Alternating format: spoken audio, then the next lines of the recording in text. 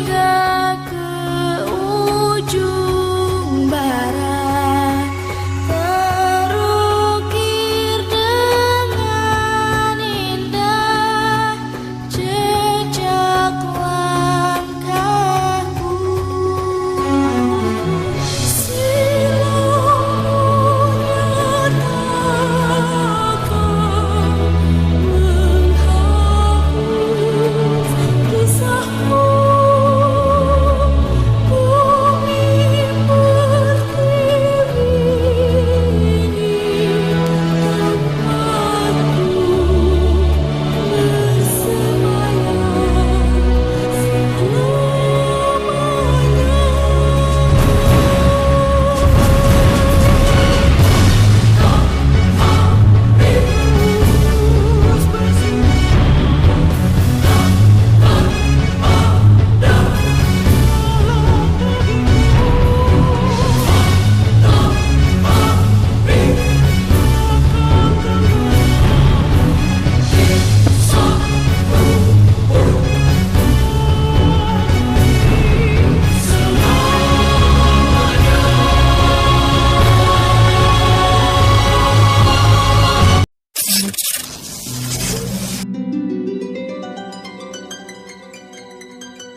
Setiap kisah pasti diakhiri dengan bahagia ataupun sedih. Dalam episode kali ini Teror Sang Penunggu akan berkisah tentang asal-usul Dayang Sumbi dan legenda terbentuknya Gunung Tangkuban Perahu. Namun sebelum lanjut pada kisahnya, silakan subscribe dulu dan bunyikan tombol lonceng notifikasinya, agar sobat tidak ketinggalan episode Teror Sang Penunggu selanjutnya.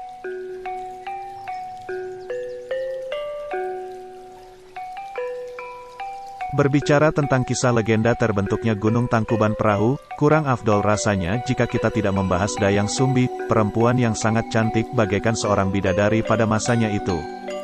Lalu dari mana asal-usul Dayang Sumbi dan kecantikannya itu? Simak kisahnya berikut ini. Kisah ini berawal dari bayi perempuan cantik yang lahir di sebuah hutan. Bayi tersebut lahir dari seekor babi hutan. Dahulunya seekor babi hutan itu bernama Celeng Wayung Hyang yang dikutuk oleh Sang Hyang Tunggal untuk turun ke bumi berwujud seekor hewan babi betina. Saat di hutan, babi betina tersebut tidak sengaja meminum air seni Raja Sungging Purbakara. Karena kesaktian sang raja, babi hutan itu akhirnya mengandung dan melahirkan bayi perempuan.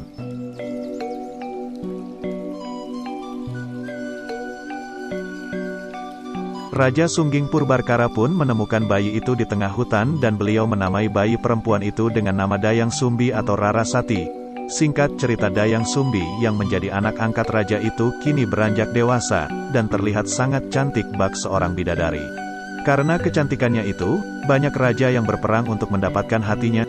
Dayang Sumbi pun memilih mengasingkan diri ke sebuah bukit bersama seekor anjing jantan bernama Tumang, yang juga dikutuk oleh Sang Hyang Tunggal menjadi hewan.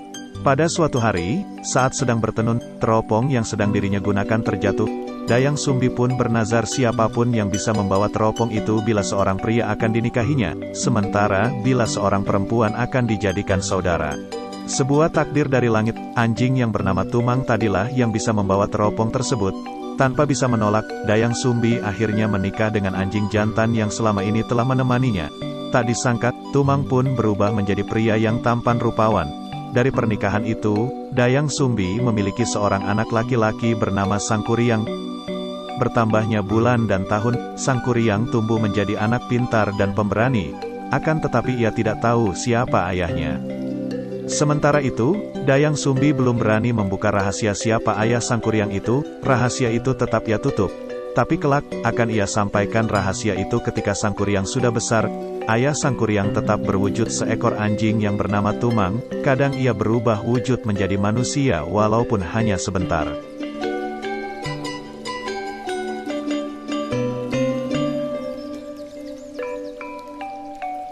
Suatu ketika, Dayang Sumbi meminta Sangkuriang berburu untuk makan di hari itu. Saat berjalan ke hutan, Sangkuriang melihat seekor babi hutan. Dirinya pun meminta Tumang untuk mengejar babi tersebut. Namun anjing yang merupakan ayah dari Sangkuriang itu menolak, bahkan mengusir babi tersebut. Hal ini dilakukannya karena Tumang tahu kalau babi hutan itu adalah ibu dari Dayang Sumbi. Kesal karena buruan tersebut lari, Sangkuriang pun membunuh anjing bernama Tumang itu. kemudian membawa hati dari si anjing kepada ibunya untuk dimasak dan dimakan bersama. Namun, Dayang Sumbi bertanya kepada Sang Kuryang tentang Tumang yang tidak pulang bersamanya. Tanpa ada perasaan bersalah, Sang Kuryang menceritakan kejadian itu kepada Dayang Sumbi. Setelah mengetahui bahwa daging yang dibawa adalah jasad dari suaminya, Dayang Sumbi pun marah dan memukul Sang Kuryang di kepalanya. Bahkan dirinya pun mengusir Sang Kuryang akibat tindakan anaknya yang membunuh sang ayah. Sang Kuryang pun beranjak dewasa menjadi pria yang pilih tanding.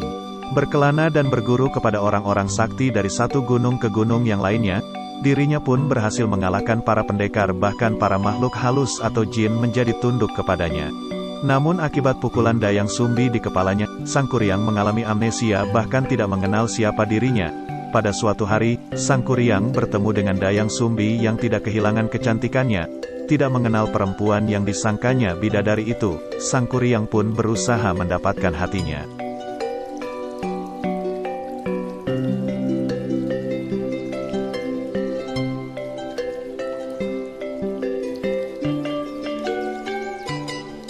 Lalu dari mana sumber kecantikan Dayang Sumbi?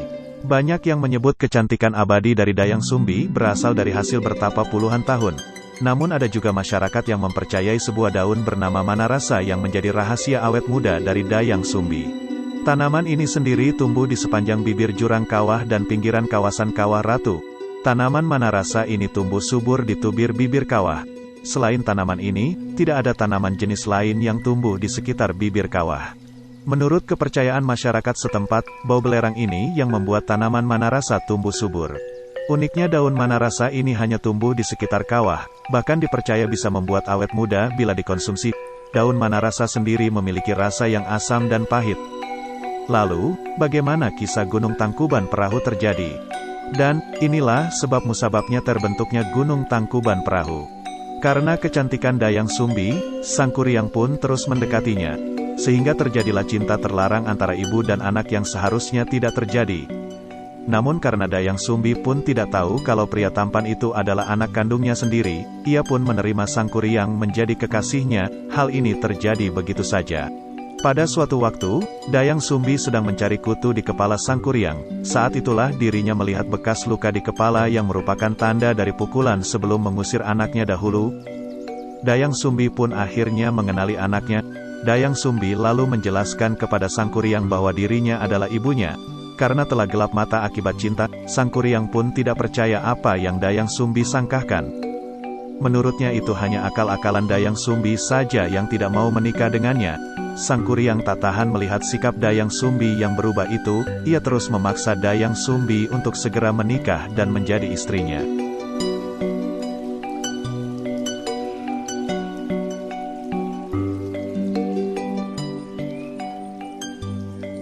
Dayang Sumbi pun tak tahu harus berbuat apa.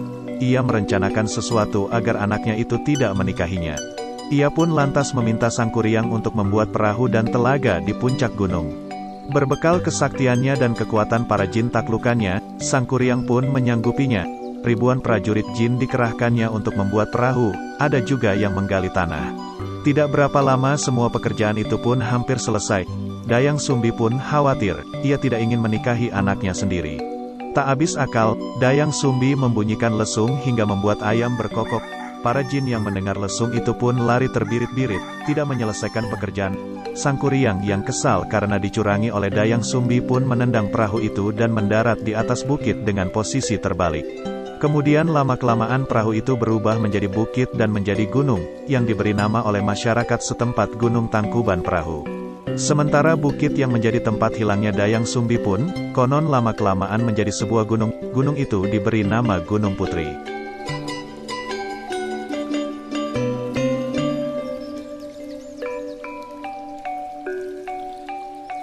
Gunung Tangkuban Perahu adalah salah satu gunung yang terletak di Provinsi Jawa Barat, Indonesia dan berkisar 20 km ke arah utara kota Bandung. Dengan rimbun pohon pinus dan hamparan kebun teh di sekitarnya, Gunung Tangkuban Perahu mempunyai ketinggian setinggi 2084 meter. Bentuk gunung ini adalah stratovulkano dengan pusat erupsi yang berpindah dari timur ke barat. jenis bebatuan yang dikeluarkan melalui letusan kebanyakan adalah lava dan sulfur. Mineral yang dikeluarkan adalah sulfur belerang. Mineral yang dikeluarkan saat gunung tidak aktif adalah uap belerang. Daerah Gunung Tangkuban Perahu dikelola oleh Perum Perhutanan. Suhu rata-rata hariannya adalah 17 derajat Celcius pada siang hari dan 2 derajat Celcius pada malam hari. Gunung Tangkuban Perahu mempunyai kawasan hutan dipterokap bukit, hutan dipterokap atas, hutan montane, dan hutan ericaceous atau hutan gunung.